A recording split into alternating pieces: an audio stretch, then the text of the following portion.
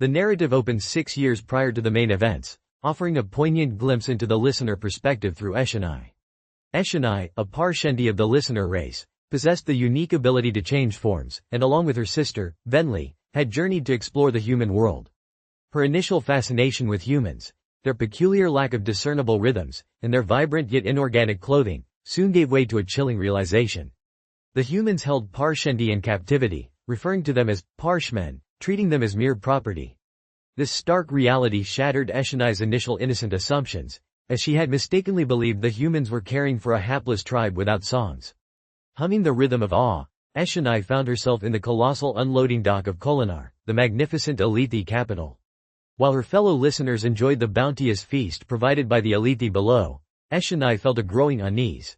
She observed the Parshmen, listless and lacking rhythm, attempting to assist the listeners in their tasks.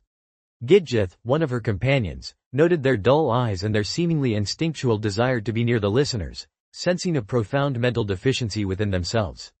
Eshonai, attempting a polite dismissal, told the Parshmen to enjoy yourselves, but they remained motionless. Brynlia, another listener, underscored the grim truth. They simply can't imagine what it is to live. They're pieces of property, to be bought and sold. The concept of slavery, even the thought of Alethi selling other Alethi, was a shocking revelation.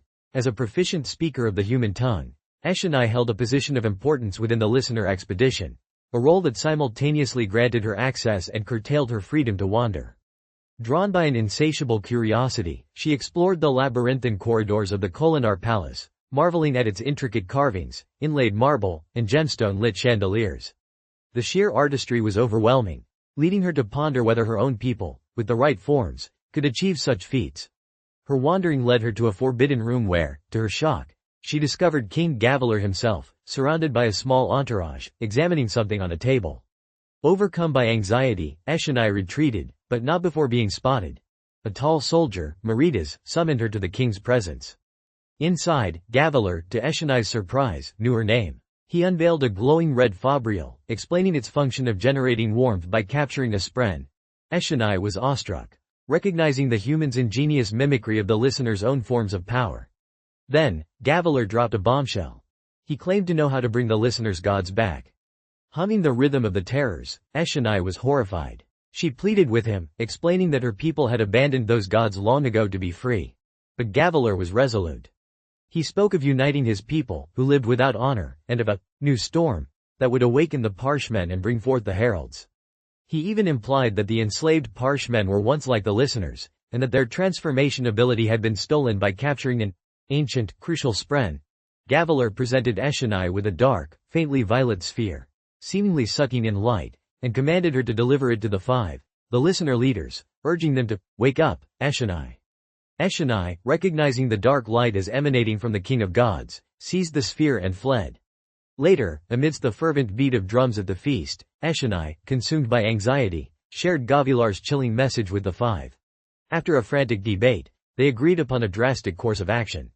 Long ago, the listeners had embraced dull form to escape their gods, prioritizing freedom above all else. Now, the cost of maintaining that freedom was to be Gavilar's life. Eshonai, weeping softly, continued to play the drums as the strange assassin, a slave purchased by Clade, silently departed to fulfill their grim directive. She wept for her people, for the world, and for the king she had condemned to death. Part 1. United. Broken and divided.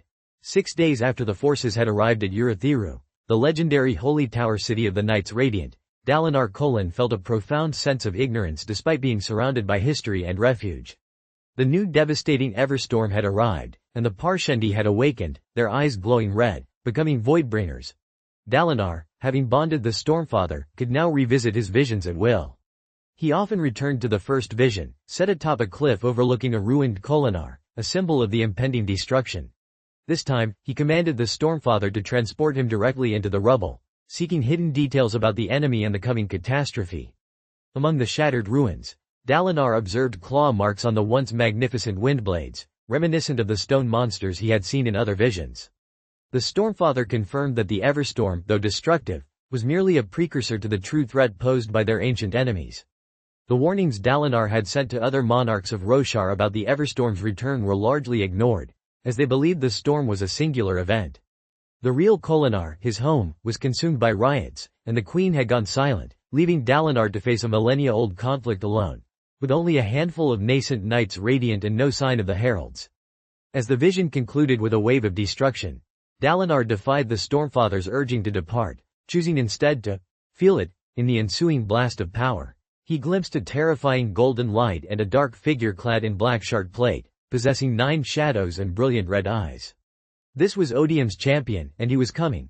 Awakening beside Navani and Urithiru, Dalinar was shaken. The Stormfather confirmed the golden light as Odium, the god who had killed the Almighty, and the 9 shadows as his minions, the unmade, terrible spren who twisted the minds of men. Despite the overwhelming threat, Dalinar, holding onto Navani as a source of stability, declared his new mission: to unite the world against the enemy faster than it could be destroyed. Navani, ever practical, reminded him of their dire circumstances. Urithiru was a wasteland, their armies hungry, and their command structure in disarray. Dalinar believed in their combined strength and the potential of the Oath Gates to move troops and support across the kingdoms, once reactivated. Their conversation was abruptly interrupted by a scout with news of High Prince Toril Sidiaz's murder. One problem solved. Dalinar Kholin, despite his broken wrist and bruised face from the recent battle, immersed himself in organizing the chaotic influx of supplies and people into Urithiru. He chided workers for misplacing goods, ensuring beer and wine were sent to the correct tavern sections. He was glad for the distraction, as it kept his mind from dwelling on the unsettling question of whether he had, in fact, murdered Toril Sidiaz. A runner finally summoned him, confirming Dalinar's grim suspicion. A corpse had been discovered on the 3rd floor. Dalinar arrived at the scene to find a confrontation brewing between his bridgemen and Sidiaz's soldiers, anger spren bubbling from the floor. The corpse, covered by a green jacket, was revealed to be Sidiaz. Dalinar, a connoisseur of death, immediately recognized the fatal wound. A knife through the eye, a battlefield maneuver. The blood was dried, indicating Sidiaz had been lying there for hours, unnoticed by his own men. Navani clicked her tongue, acknowledging the murder but noting Sidiaz's treachery. Pelona, Sabarial's mistress, brazenly declared, "I guess that's one problem solved." Echoing the unspoken sentiment of everyone in the room, including Dalinar's sons, Adalin and Renarin, and his few remaining high officers. The absence of Sidiaz's shard blade, Oathbringer, was also noted. Dalinar, troubled by his own grim satisfaction, led his retinue to a balcony overlooking the chasms, emphasizing the looming threat of the Everstorm and the Voidbringers. He announced his ambitious plan to unite Roshar, appointing Aladar as High Prince of Information to establish order in Urithiru, and Sabarial as High Prince of Commerce to manage supplies and markets. Adalin was tasked with organizing and training the armies, reminding them that their spears would be needed for the defense of Roshar. To Bridge 4, Dalinar assigned continued exploration of Urithiru and urgent news of Captain Kaladin's return from Alethkar. Renarin, feeling inadequate, questioned his role as a Radiant, but Dalinar reassured him, emphasizing his trust in his son's powers. Momentum. A flashback transports us 34 years into Dalinar's past, to a burning field where he, the Blackthorn, charges with his elites through smoldering rock buds and dancing flamespren. His objective? To crush an enemy retreating into a town, employing his favored hammer and anvil tactic. He relishes the brutality, his ordinary longsword and shield cleaving through spearmen, sending blood into the air. He feels a desperate need for a challenge, the thrill beginning to stir within him. He targets a Bright Lord on horseback, wearing imitation shard plate, and dispatches his archer, Janine, to shoot the horse. Dalinar then engages the fallen Bright Lord in a furious close-quarters duel. Despite a broken shield strap and a punch that breaks his nose, Dalinar's rage and the surging thrill allow him to disarm his opponent. With a poleaxe provided by Dym, he brutally fells the Bright Lord, reveling in the glorious destruction. His elites scatter the remaining honor guard, and Dalinar, covered in soot and blood, is met by Gloryspren. He orders his men to raid nearby buildings for hostages, ensuring the enemy's complete surrender. However, a precise arrow from a distant ridge pierces his shoulder, followed by another. Dalinar, bleeding but undeterred, orders his horse, Full Knight, to give chase, feeling the thrill surge and banish his pain. He runs down the archer, a man with a blue tattoo, and to the archer's shock, instead of killing him, offers him a place in his elites. He even promises not to pillage the town, much to Sidiaz's dismay, seeing it as a symbol of their mercy. Later, Dalinar meets a concerned Toril Sidiaz, who notes his injuries and wonders what they would do without him. Dalinar, feeling a disturbing emptiness after the battle, assures Sadeas that they would lose. He then requests wine and surgeons and strolls through the town, reflecting on the grim satisfaction of conquest. He recognizes his own brutal tendencies and the dangerous allure of the thrill, a power that consumes him even as it brings victory. Oaths. 2 days after Sadeas's death, the Everstorm returned, filling Dalinar with a deep inner chill. From his balcony in Urithiru, he watched its black clouds, lit by crackling red lightning, sweep below the tower. The storm was unnaturally silent, lacking the thunderous roar of a high storm, yet it emanated a hateful, vengeful aura. Impressions of shattered homes, panicked people, and vast seas of glowing red eyes, Parshmen transforming into Voidbringers, flooded his mind. The Stormfather confirmed that the enemy now rode this storm, aware of Dalinar. Navani, her safe hand uncovered, embraced Dalinar, offering solace and understanding. She recognized his burden, his insistence on carrying every failure. Dalinar, despite his attempts at control, found himself pulling her close, swept away by a sudden surge of passion. He admitted his desire to marry her, not with traditional Alethi ceremony, but with oaths, spoken before the Stormfather himself, whom he believed to be the closest thing to a god remaining. Dalinar's nervousness intensified as they ascended to the roof of Urithiru in a fabrial lift. The Stormfather, surprisingly responsive, confirmed the validity of all oaths, even foolish ones, as a mark of intelligence and free will. On the vast, cold rooftop, beneath swirling starspren, Navani awaited him, resplendent in a traditional bridal crown and gown. Elhokar, paler and humbler after his assassination attempt, stood beside his mother. Dalinar, feeling a pang of guilt for usurping his nephew's power, apologized, but Elhokar, with surprising maturity, affirmed Dalinar's path, stating that his uncle was doing what was necessary. As Navani and Dalinar exchanged simple vows before the Stormfather, promising their love and commitment, the mighty Spren assented with a booming, "So be it." The timelessness faded, joy Spren burst forth, and Adolin, followed by a beaming Renarin, embraced them.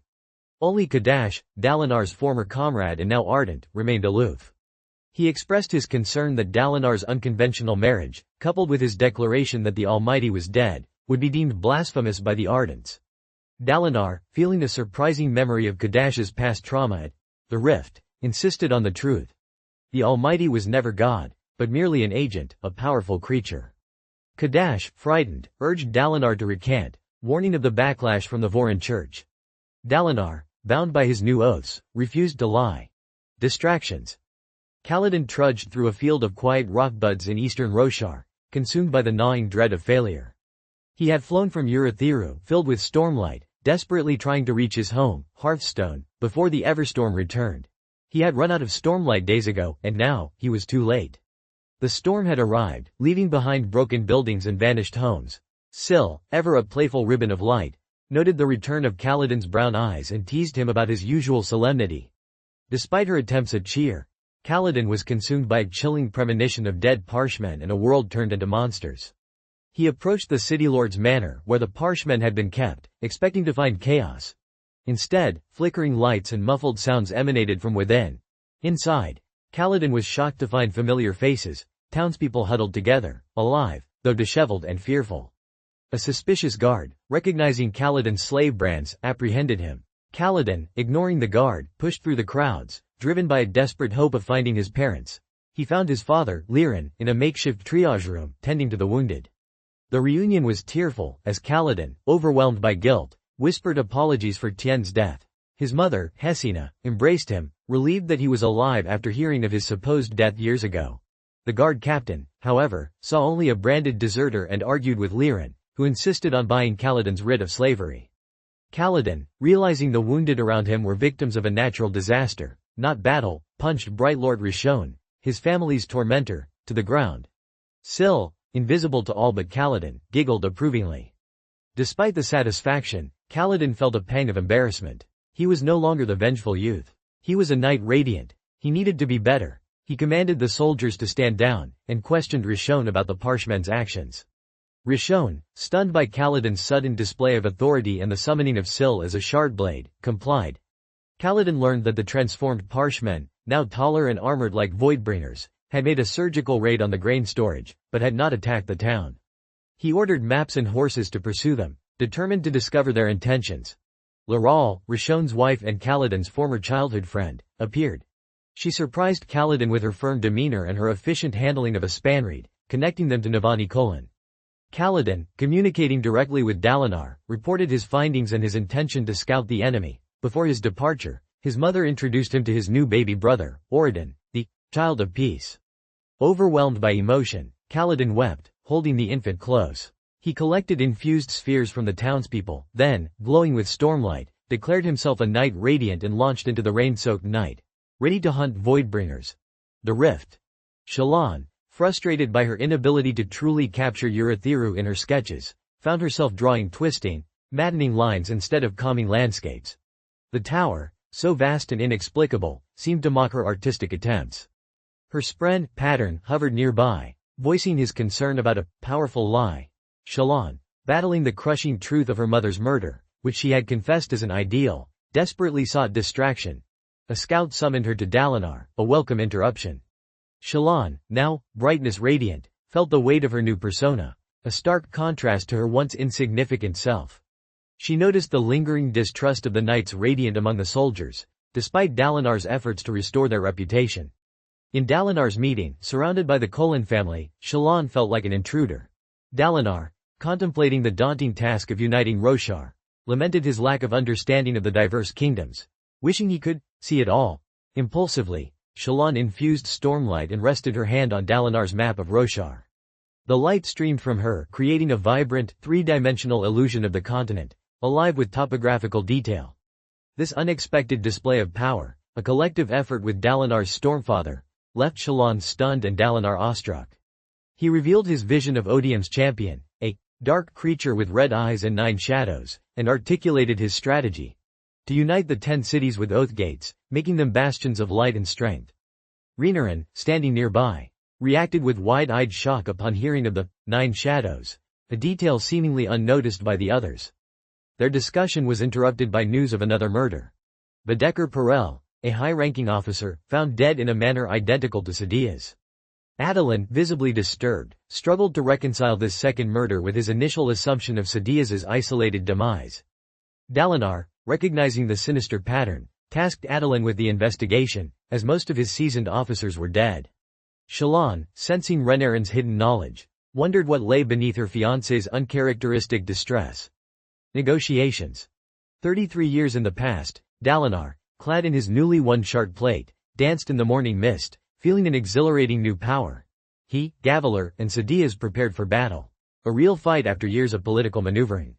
Dalinar, impatient with Sadia's talk of political marriages and alliances, yearned for the thrill of combat, focusing on the enemy's shard-bearer, Bright Lord Tanalan. As they stormed the walls of Rothalis, a chasm city hidden within a rip in the ground, Dalinar, fueled by the thrill, tore through defenders with brutal efficiency. He felt a perverse satisfaction, but also a strange dissatisfaction, realizing that his power made the slaughter too easy, stripping away the challenge. He recklessly leapt from the wall, breaking his hammer and damaging his plate, determined to master his new armor and never be surprised again. He continued his rampage, destroying catapults until he encountered Tanalan, who surprisingly chose to engage him in a duel, despite Dalinar's overwhelming advantage. The duel was a brutal dance, Dalinar's plate absorbing blows as he sought an opening. He recognized the thrill in Tanalan's eyes, a shared bloodlust that infuriated him. Dalinar, in a surge of strength, shattered Tanalan's plate and drove him to the edge of the chasm. Tanalan, helpless, pleaded for mercy, but Dalinar, in a chilling act, thrust his shard blade through the High Lord's face, ending the battle. The fight ended, but Dalinar felt an aching emptiness, a voice demanding, "That's it. Weren't we promised more?" He was furious when his soldiers, instead of collecting the shards, gathered around Tanalan's body. That was his kill. He then turned his bloodthirsty gaze on Gavilar, a desire to seize the throne and the woman he coveted rising within him. But the sight of Gavilar's open, honest smile brought him to a jarring halt. Overwhelmed by shame, Dalinar gave Oathbringer, Tanalan's blade, to Gavilar, for his children, in an act of desperate penance. He swore to himself, "I must never be king, chaperone." 2 days after Sadia's death, as the Everstorm made its second appearance, Dalinar found himself on his balcony in Urithiru, the unearthly chill of the storm mirroring his internal dread. He wrestled with the implications of the storm and the transformed Parshmen, and felt the immense burden of unifying Roshar. Navani, embracing him, suggested a different kind of bond. Marriage. Dalinar, yearning for connection, proposed that the Stormfather himself officiate, an unconventional act of defiance against Vorin traditions. Their wedding, held on the rooftop of Urithiru under the watchful, albeit indifferent, gaze of the Stormfather, was a mixture of solemnity and quiet joy. Elhokar, surprisingly mature, gave his blessing, acknowledging Dalinar's necessary rise to power. Dalinar, feeling a strange clarity, admitted to Navani a profound secret. He could not remember his first wife, Evie, or the details of her death. He suspected it was a result of the old magic, a forgotten boon that had stripped him of painful memories, leaving only their scars. Navani, though concerned, offered unwavering support, reaffirming their bond with oaths sworn before the Stormfather. Meanwhile, Shallan, confined to her room in Urithiru, found herself sketching twisted, impossible geometries, reflecting her inner turmoil and the unspoken truth of her mother's murder. She found solace in the creation of Veil, a confident and independent persona, who could explore the dark recesses of Urithiru that Shallan feared. Adolin, ever thoughtful, brought Shallan food and books, subtly attempting to distract her from her troubled mind. He even revealed his concern about her possession of a shard blade, expressing his desire to teach her how to wield it, inadvertently touching on Shallan's deepest fears and her buried memories of the sword that had killed her mother. Shallan, in turn, struggled to maintain her composure, revealing her inner turmoil to Adolin, who, surprisingly, offered unwavering support and understanding. Their conversation was interrupted by Pattern, Shallan's spren, who, in a moment of alarming innocence, blurted out prohibitions against mating before proper rituals, much to Shallan's mortification. Despite the awkwardness, the interaction cemented their bond, promising to face their struggles together. Squires can't capture. Days later, Kaladin trudged through the rain, closing in on Hearthstone. The familiar landscape was scarred by the Everstorm, leaving him with a gnawing sense of failure for not arriving sooner. He found his parents alive, much to his relief, and embraced them, weeping apologies for Tien's death. He then confronted Rishon, his family's tormentor, striking him down with a punch, a small act of defiance that momentarily brought him satisfaction. He spoke with Dalinar via Spanreed, reporting the Parshmen's actions and his intent to scout them. Kaladin, now leading a contingent of transformed Parshmen, discovered they were not the destructive Voidbringers he had anticipated. Instead, they were simple runaway slaves, bewildered and disoriented by their newfound freedom. He observed them playing cards, speaking Alethi with no discernible accent, and mourning their lost lives. His former captor, Saw, a Parshman leader, expressed his deep resentment for the humans' enslavement of his people, emphasizing the emotional toll of their mind-fogged existence. Kaladin, recognizing the parallels to his own time as a slave, found himself torn between his loyalty to humanity and a growing empathy for the Parshmen. Syl confirmed that the Everstorm had healed the Parshmen, restoring their connection and identity, but also revealed the presence of Voidspren, guiding them. Kaladin, against his own judgment, began teaching the Parshmen survival skills and even how to make spears, recognizing their desperate need for self-defense. Brightness radiant. Shallan, now more comfortable with her radiant persona, worked on her illusions and her mental maps, exploring the dark corridors of Urithiru. She found herself drawn to a grand theater, a poignant reminder of her childhood dreams, and used her powers to recreate a vivid illusion of the girl who looked up, a story that resonated deeply with her own yearning for truth and escape from the shadows of her past. As the illusion faded, a chilling realization struck her. A shadowy figure, not of her own making, had been watching her from the audience. Pursuing it, she discovered a dark mass, wriggling in a wall slot, a terrifying manifestation of the Unmade, the Midnight Mother, who had seemingly permeated the entire tower. She led Adolin and Bridge 4 into the depths of the tower, confronting the monstrous entity. Shallan, confronting the Midnight Mother, recognized its nature as a creature of instinct and alien curiosity, drawn to violence and pain. She also realized it feared her, a Lightweaver, as it had been imprisoned by one before. Shallan, invoking her deepest, most hidden rage, attacked the entity, pushing her essence into its being. The creature screamed, a sound of ancient terror, and retreated, leaving behind a colossal pillar of shimmering gemstones, a treasure beyond measure. The incident, however, left Shallan drained and shaken, her personas struggling to maintain their fragile balance. Rapped 3 times. Meanwhile, Kaladin and his companions had arrived at Revelar, a Parshman-occupied city brimming with tens of thousands of awakened Parshmen. Kaladin, now leading a group of Parshmen armed with stone-headed spears, was surprised by the lack of destruction in the city's seemingly organized nature. He discovered that the humans were being held in pens, and the Parshmen were even offering them work.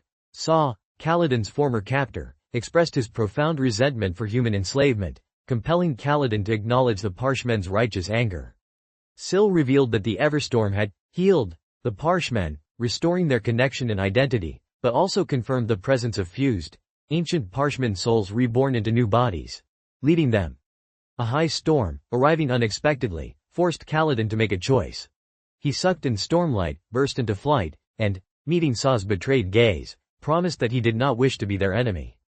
From the sky, he witnessed the fused, red-eyed and powerful, pursuing him. He soared above the storm, something only the Stormfather himself could do, then intervened to save trapped humans below, using his lashings to deflect the storm's fury. The Stormfather, surprisingly responsive, explained his limitations as a force of nature, but Dalinar, listening from a vision, recognized the profundity of his struggle and the depths of his compassion. Trapped in shadows. 18.5 years prior, Dalinar found himself exhausted after crushing the Herdasians and moving to engage the Vedans. He yearned for the thrill of battle, his true home, to sat his inner hunger for conflict. His son, Adolin, a handsome youth with a bright smile, approached him, eager to share news of his upcoming duel. Dalinar, though touched by his son's earnestness, found himself increasingly annoyed by Adolin's youthful exuberance, which reminded him too much of Evie's haunting presence. Evie, defying his wishes, arrived at the camp with their children, including little Renarin, whom Dalinar had never met.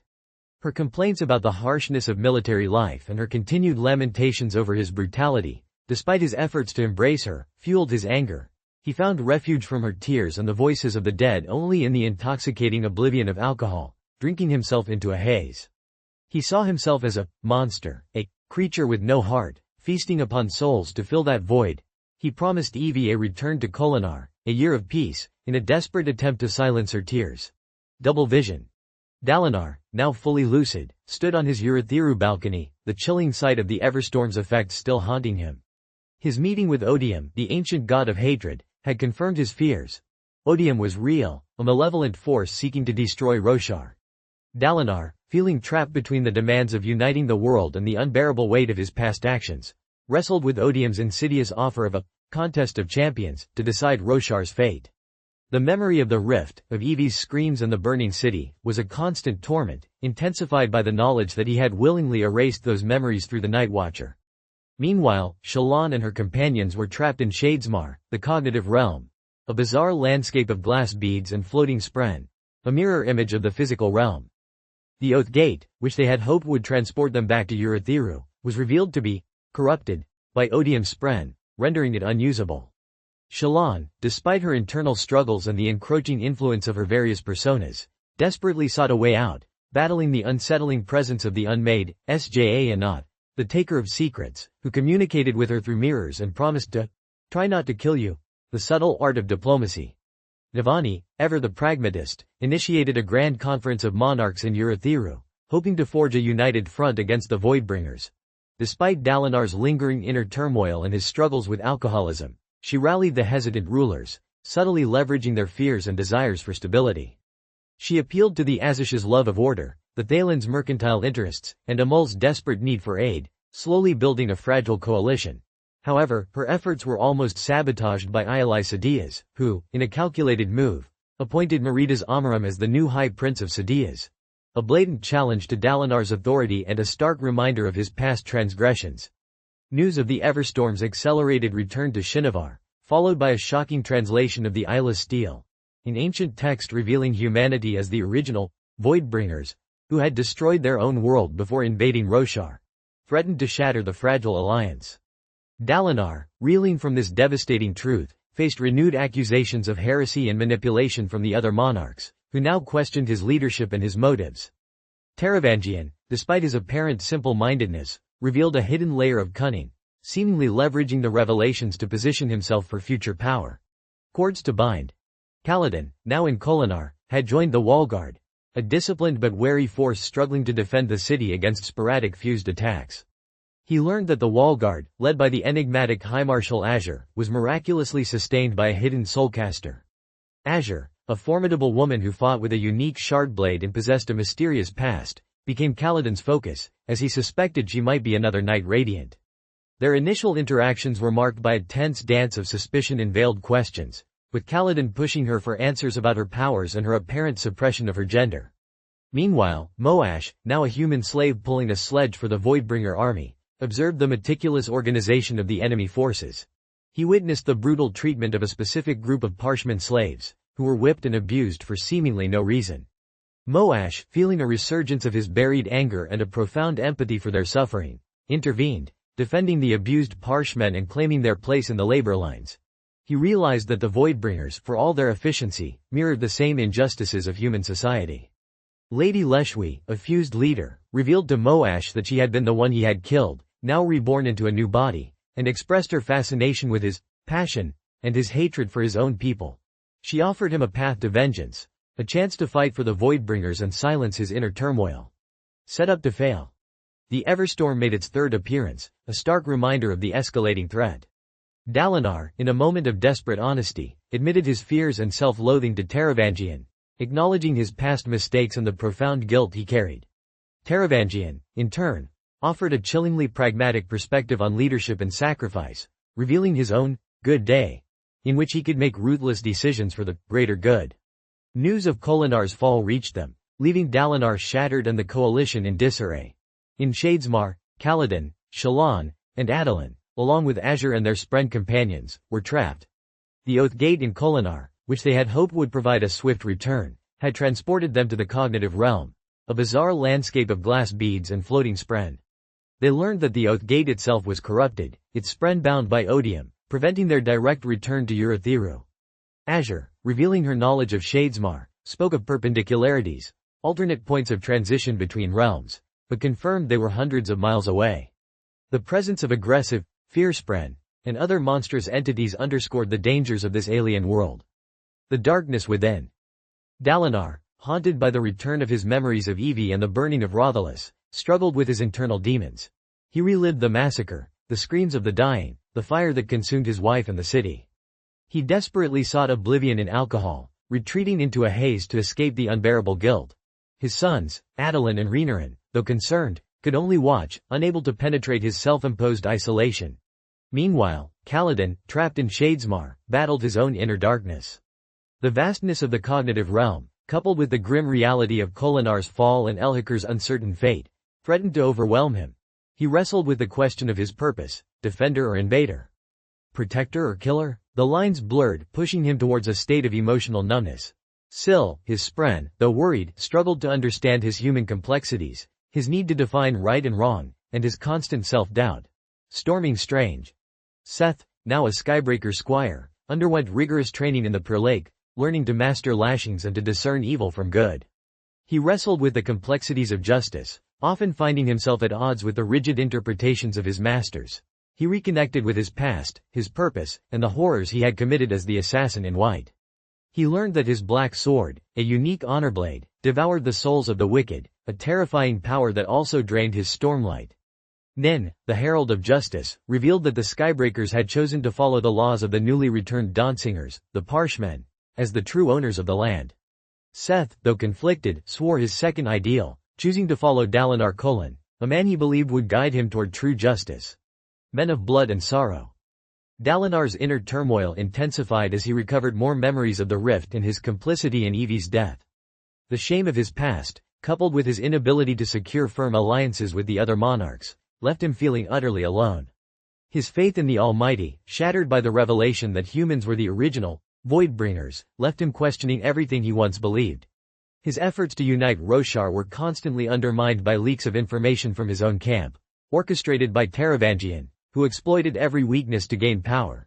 In Shadesmar, Kaladin and his companions struggled through the desolate landscape, their supplies dwindling, as they sought a path back to Roshar.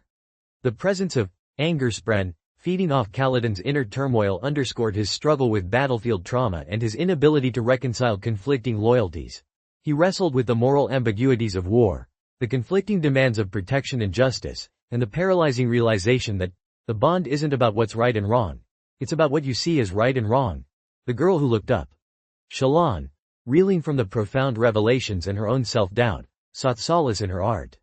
She grappled with the fragmented nature of her identity, her personas of Veil and Radiant constantly vying for control. She confessed her deep insecurities to Wit, who, with his characteristic blend of absurdity and profound wisdom, guided her toward self-acceptance and encouraged her to embrace her flaws. Shallan, now more grounded, used her lightweaving to create an intricate illusion of a village, a wall, and a curious girl. A retelling of The Girl Who Looked Up, a story that resonated with her own journey of discovery. She manifested her past fears, her insecurities, and her fragmented selves, forcing herself to confront them head-on. As the illusion culminated in a blinding flash of light, signifying the girl's discovery of God's light beyond the wall, Shallan embraced her complexities, allowing her different personas to coexist within her. Blackthorn Unleashed. Dalinar, now fully lucid and armed with his memories, found himself in Thaylen City, where the Everstorm raged and a terrifying army of fused and corrupted Alethi soldiers, led by a transformed Meridas Amaram, attacked the city. Dalinar, recognizing the sinister orchestration of Odium, who had planned every detail, accepted the challenge of a contest of champions for the fate of Roshar. However, his resolve was shaken by Odium's revelation that Dalinar himself, the Blackthorn, would be his champion, a culmination of all his bloodthirsty past. Odium offered to relieve Dalinar of his guilt, tempting him with the allure of a clean slate, a world without the pain of his past. But Dalinar, clutching the way of kings, fiercely refused to relinquish his guilt, embracing his flaws as a testament to his journey and his growth. Playing pretend. In Shadesmar, Kaladin and his companions, trapped and desperate, faced a looming threat.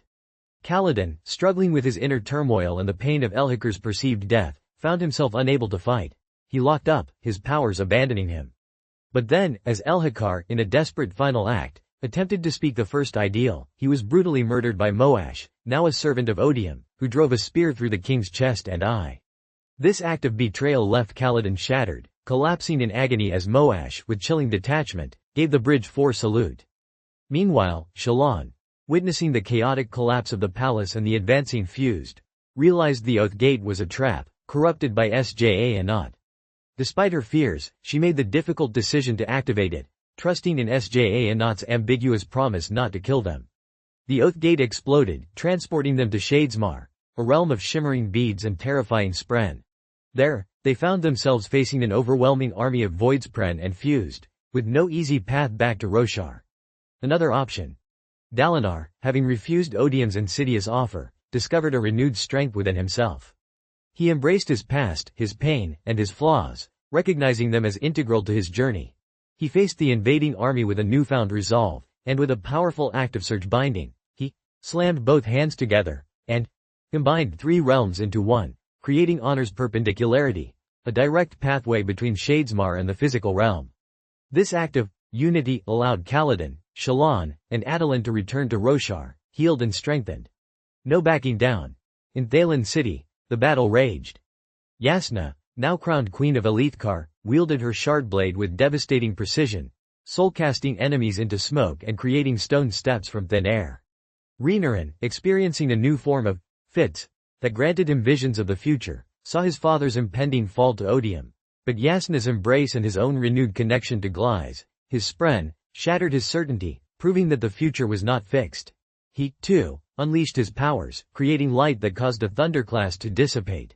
Meanwhile, in Shadesmar, Kaladin, despite his inner turmoil, accepted his destiny as a protector.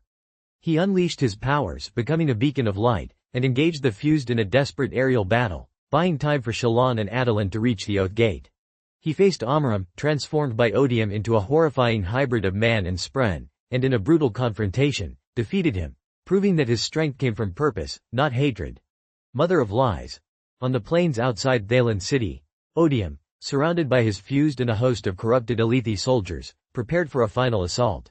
He revealed his plan to Venli, to awaken the human soldiers and infuse them with his essence, turning them into a bloodthirsty army fueled by hatred and vengeance. Venli, witnessing this horrifying transformation, wrestled with her own conscience. She had initially embraced Odium's power, eager for revenge against the humans who had enslaved her people. But now, confronted by the depths of his malice and the suffering it caused, she began to question her choices. Her spren, timbre, pulsed with rhythms of peace and resolve, guiding her away from Odium's influence and helping her reclaim her true listener identity.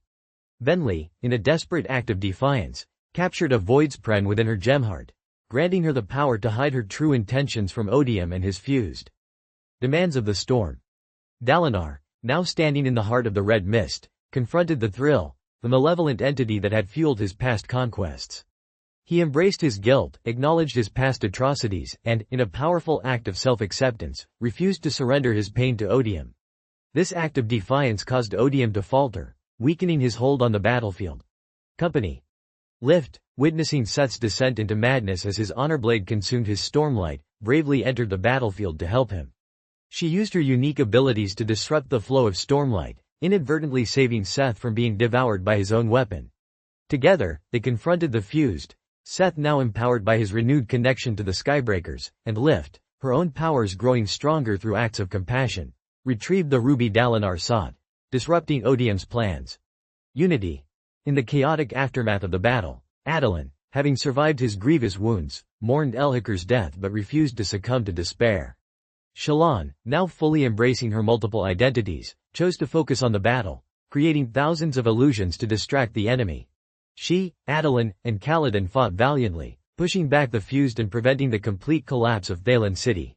Dalinar, standing in the heart of the battlefield, confronted Odium, demanding a contest of champions. He was now Unity, a radiant force of connection and truth. His will, infused with the essence of honor, bound the three realms together, creating honor's perpendicularity, a direct pathway between Shadesmar and the physical realm. This act of profound power allowed Kaladin, Shallan, and Adolin to return to Roshar, bringing with them a renewed sense of hope and purpose. The battle raged on, but the tide had turned. Yasna, now confirmed as Queen of Elithkar, rallied her forces, using her soul-casting abilities to create walls of stone and fire, holding back the advancing enemy. Renarin, his visions of the future now malleable, embraced his powers, healing the wounded and contributing to the defense. Moash, a former slave now elevated to a position of power within the Voidbringer army, wrestled with his conscience. He had killed Elhakar, an act that brought him no pleasure, only a chilling numbness. He was ordered to kill Jezrien, the Herald of Kings, and, in a chilling act of obedience, he did so, further cementing his commitment to Odium. Epilogue. Great art.